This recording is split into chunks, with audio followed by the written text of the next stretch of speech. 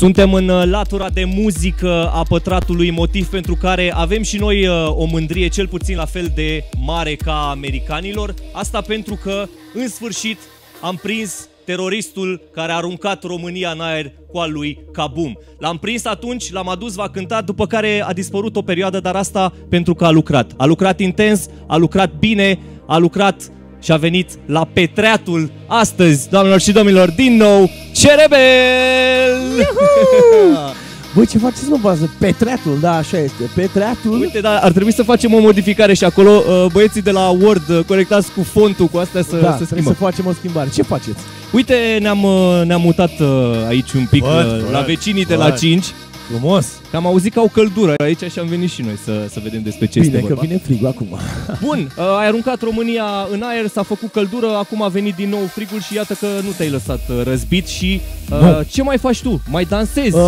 Bă, m-am împrietenit cu un băiat, un tip Petre, îl cheamă, m-am întâlnit cu el și am zis, bă, hai că te fac eu celebru, te duc eu pe la emisiuni, iar propunerea mea este, trebuie să devii președinte. Petre. Deci Petre trebuie să fie președintele României. Este singurul care ar putea să aibă toate voturile românilor, pentru că Petre e iubit de toți românii. Deci, din partea partidului de dans Cerebel, candidatul oficial este, se pare, de această dată, Petre. Petre, da? pentru că avem și slogan. Deci eu candidez împreună cu Petre la campania Susțineți Petre. Petre înseamnă pentru eternitatea țării românești există. Wow, bun!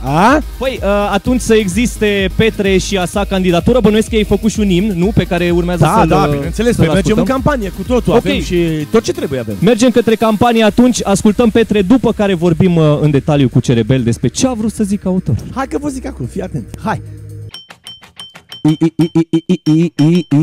Hai! Cine e cu mine? Aud voci, dar nu văd pe nimeni. Paharele goale n-arată deloc bine. Fă-le plinul cu ceva arome fi. Am ochii roșii deja și e de vreme de-abia. Dar tu n-ai cum să ne oprești, mai bine zi-mi ceva. Unde-i petrecerea? Sunt și fete sexy, feterele care vor nana. Vai, dar ce avem noi aici? E plin de căprioare, bine că mi-am luat Alicia. Vai, dar ce avem noi aici? E plin de căprioare, bine că mi-am luat Alicia. Avem verde la petrecere. Aha. Ridică două degete și strigă cu mine. Avem verde la petrecere. Ridică două degete și strigă cu mine. Că bum! Că vorba aceea băieților li s-a prins pe bord scânteia. Bai la dans, dans, bai la zid femeia. Și mișcă râul ramuri ca în scrisoarea a treia. Man, Mr. Barman, nu beau cât un pahar, eu beau cât un ocean. De-aia stau în dreapta niciodată la volan. Sunt host la mine acasă, intru numai pe geam. Vai, dar ce avem noi aici? E plin de căprioare, bine că mi-am luat Alicia. Vai, dar ce avem noi aici? E plin de căprioare, bine că mi-am luat Alicia. Avem verde la petrecere. Ridică două degete și strigă cu mine. Hai, sus! Avem verde la petrecere. Ridică două degete și strigă cu mine.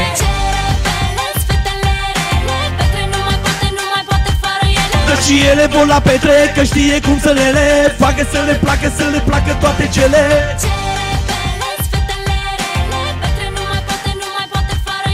Și ele vor la Petre, că știe cum să le facă să le placă, să le placă toate cele. Petre, petrecerea. Petre, petrecerea. Petre, petrecerea. Sunt și fete sexy, feterele care vor nana. Votați Petre președinte. Este singurul care merită voturile românilor. Pentru eternitatea țării românești există. Avem verde la petrecere.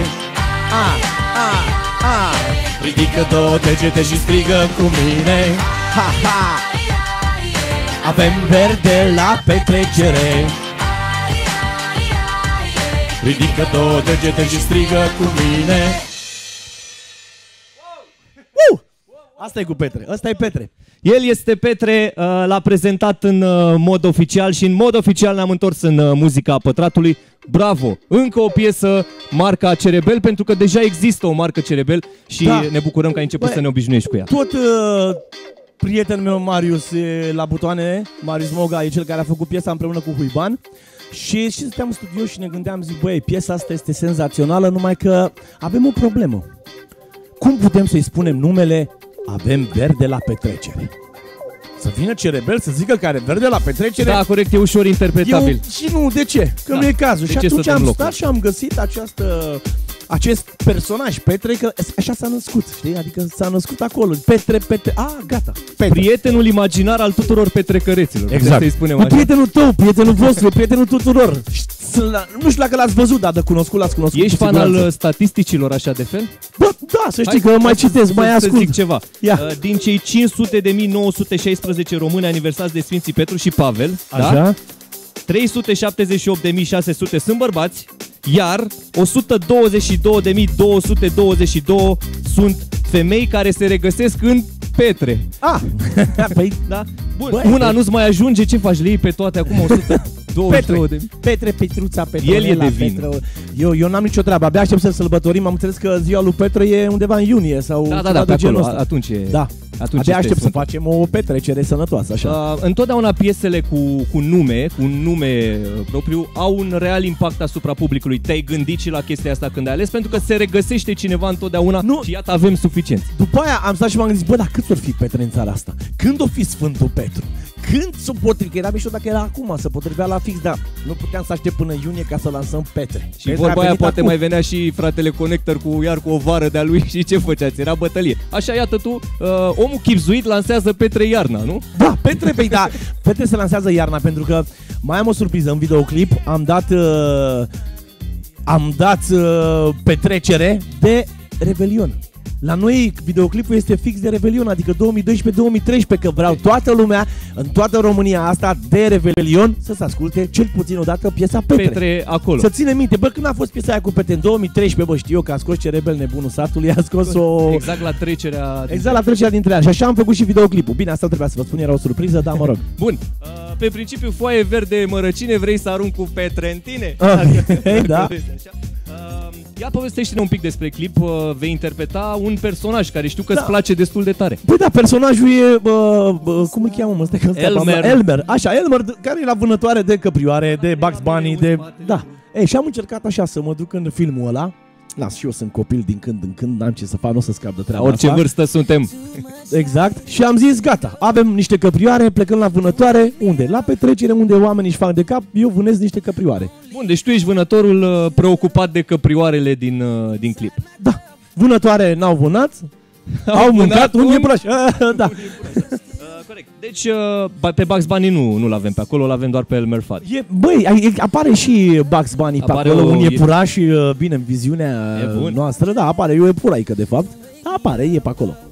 Spune-ne un pic despre dans, pentru că vorbeam la un moment dat. Trebuie neapărat să vă arăt, să vă învăț, să vă zic cum o să fie dansul ăsta. Ok, deci, hai. E o surpriză foarte tare. În premieră. Hai să vă arăt, fii atent. Ne arată dansul, putem să mai dăm drumul un pic la... Nu-i nevoie, nu da drumul așa? Nu, că e o surpriză și acolo. Vrei să încerc și eu? Eu am făcut cel mai ușor dans. Dansul pe care poate să-l facă de la bunicul la bunica, de la tineret, oricine poate să-l facă, fii atent. Primul pas este pasul trece timpul, așa se numește. Trece timpul. Care credeți voi că e pasul trece timpul pe care îl faceți fără să vă dați seama? Uite așa. Vezi? Ăsta e pasul trece timpul. Ăsta îl faci, n-ai cum să nu-l faci, înțelegi? Oriunde mergi în club, ai luat ceva de băut, stai frumos. Uite așa. După care, bine, trebuie să las microfonul că trebuie să vă arăt cum merge. Fii atent. Cu ăsta. Deci ăsta e pasul, da? Primul pas. Mergem mai departe. Ți-ai dat seama că stau mâinile de pomană, ce faci cu ele?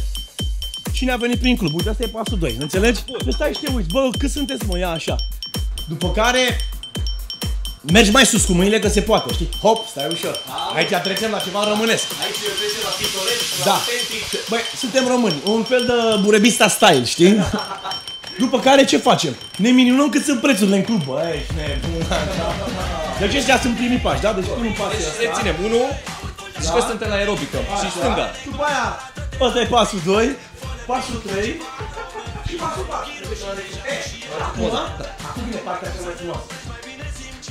1, 2, 3, înapoi.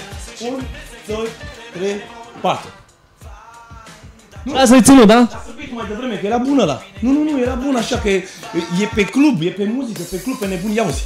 Uite, și eu vă arăt așa, ia pasul pas, ia uite, și 1, de primul pas, da? Al doilea, iau ce frumos. Al treilea. Oh, Doamne! Și hop! Hop! Și acum vine partea care le place cel mai mult la români. Ia să vedem. Deci am terminat cu hap, hap, hap, vine așa, fie. 1, 2, 3, 4. Da? Deci ai făcut o pasă așa, ai făcut o pasă așa, ai plecat, da? Pa, pa, pa. Mai avem un pas de făcut. Hop! Ai înțeles? O întoarcere, că vorba aia ne plac învârtitele. Și finalul, hei! Foarte, foarte simplu. Să-l vedem complet, da? Ia-mă! Dă-i mai tare, așa, frumos. În club, da? Am intrat în club. Și ce? Hai, hop! Hop! Hop! Hop! Ia-o! Cel mai frumos! Și!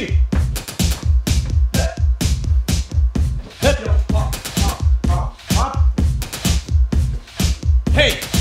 Învățați, băgeți-vă repede când apare clipul să vă placă mult. Vă faceți lecțiile și învățați dansul Petre Style, dacă vrei. O să iau să-l postez pe cerebel.ro, dansul, o să încep prima lecție, să le explic la oameni, să învețe și cred că face și o petrecere de Revelion în care ne strângem și dansăm această bucățică. Să-ți ajute Dumnezeu și de ce nu un flash mob cu foarte mulți oameni pentru ceva de genul o să acesta. încercăm și cred că dau drumul și la un concurs foarte tare pe Facebook. Domne, filmați-vă de Revelion cea mai tare petrecere, trimiteți-o, iar eu o premiez cu niște cheșcherei. Am zis, bă, scoate-o niște bani ca Moș Crăciun frumos, da, corect. Și vin cu niște cheșcherei, dar premiem cea mai tare tare, cea mai nebună, cea mai originală petrecere. Bun, păi atunci asta veți face și voi. O să-i țiți la curent, bănuiesc, pe Facebook cu ce au de făcut.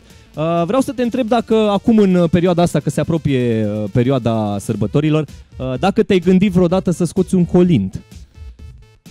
Mă, n-ar fi rău să scoți și un colind, știi? Adică... Numai că ori trebuie să-mi las plete, să-mi iau o chitară în brațe. Blonde neapărat. Da. În continuare am acea dilemă cu lerul.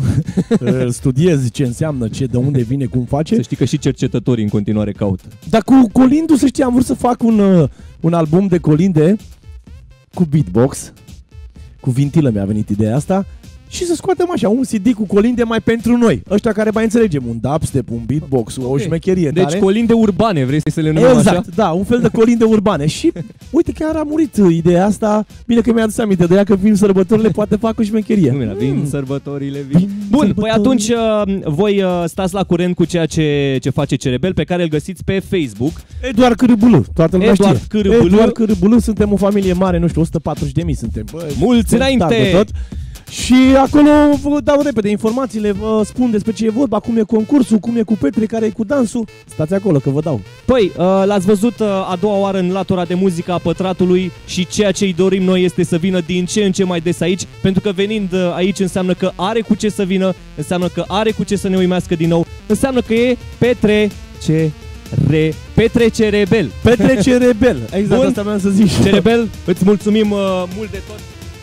Și eu mulțumesc mult de tot, mai vin, pentru că mai am ceva noutăți, pac, am venit, aici să te prezinți. Ce e vorba, da. Ești primul invitat, ți-am zis. Stai că, stai să, dacă păstrăm tradiția, stai așa, mi-am o să aminte. Ok, da, Cerebel are ceva pentru noi.